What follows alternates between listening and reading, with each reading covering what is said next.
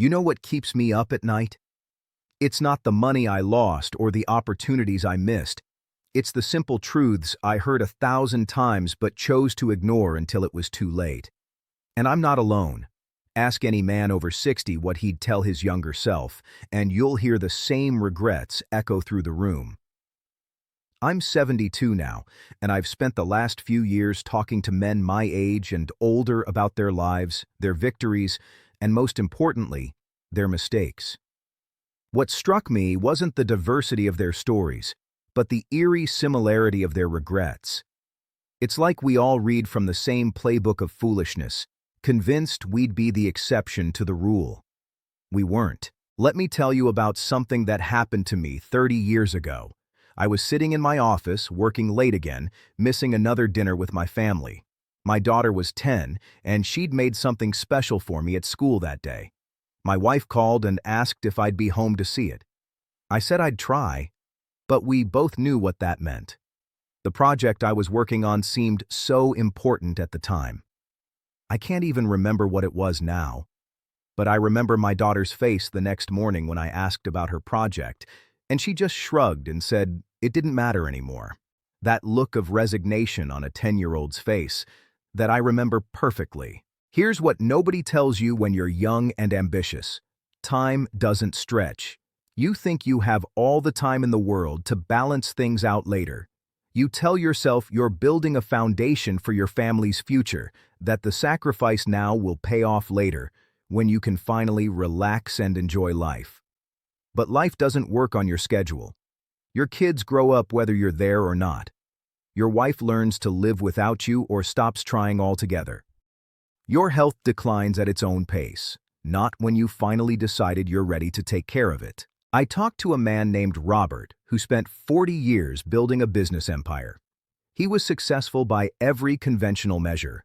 Multiple properties, investments, respect in his industry.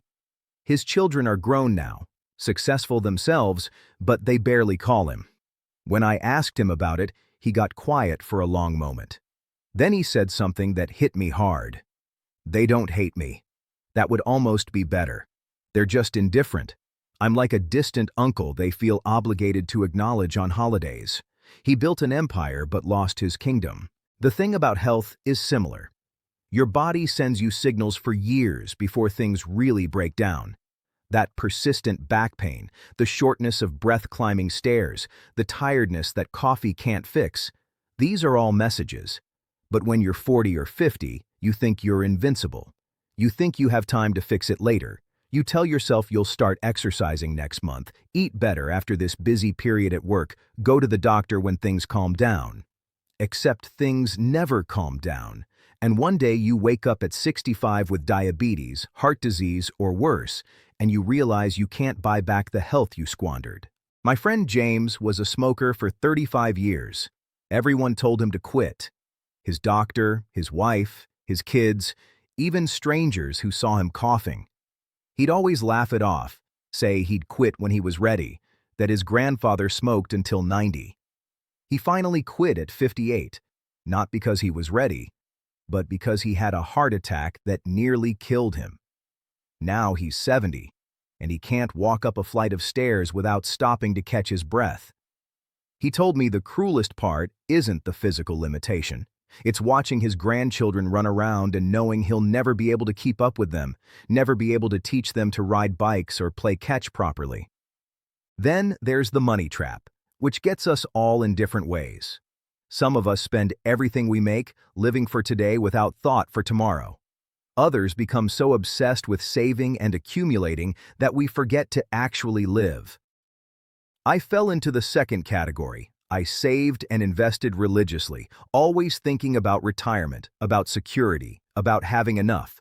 And I did well financially. But you know what? At 72, I have more money than I need and less time than I want. My wife and I always talked about traveling when we retired. We were going to see Europe, Asia, South America. We had lists and dreams. She passed away 2 years ago, and we never took those trips. The money is still in the bank, earning interest for children who don't need it. The wisdom about relationships extends beyond marriage and children too. It's about friendships, about community, about not burning bridges because of pride or stubbornness. I knew a man who didn't speak to his brother for 15 years over a dispute about their father's estate. 15 years of missed birthdays, holidays, of nieces and nephews growing up as strangers. They finally reconciled when the brother was diagnosed with terminal cancer. They had 3 months together before he passed. 3 months to compensate for 15 years. He told me he'd give everything he inherited from their father to have those 15 years back. What's fascinating and heartbreaking about all these stories is that the older men sharing them all heard the same warnings when they were young. Their fathers, their uncles, their mentors tried to tell them. But youth comes with a special kind of deafness. You hear the words, but you don't really listen.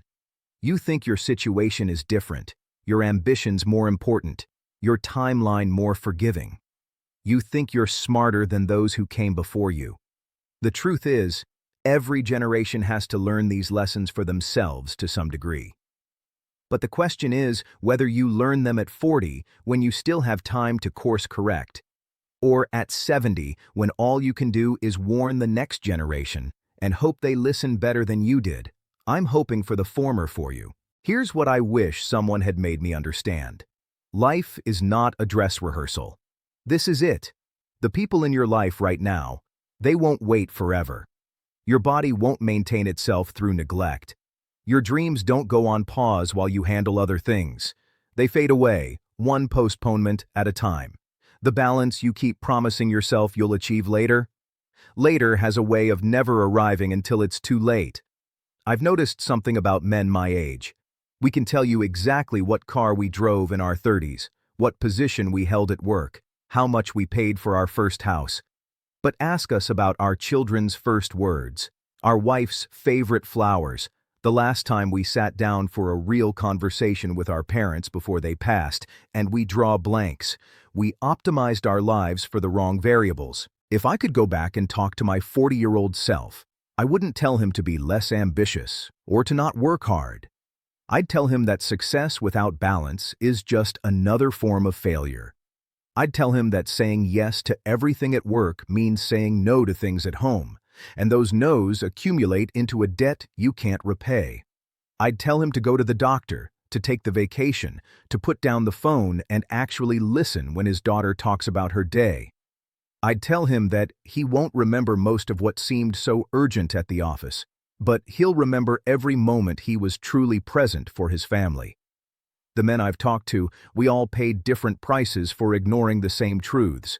Some lost their families, some lost their health, some lost themselves. But we all lost time we can never get back. And that's the ultimate price, isn't it? Time is the one thing you can't earn more of, can't borrow, can't steal. Once it's gone, it's gone. So here's my warning to you. Whatever age you are right now, you're not too young to start paying attention. The decisions you make today about your health, your relationships, your priorities, they're writing the story of your life. And one day, you'll be the old man looking back, either grateful for the balance you found or regretful for the warnings you ignored. The choice is yours, but the clock is already ticking.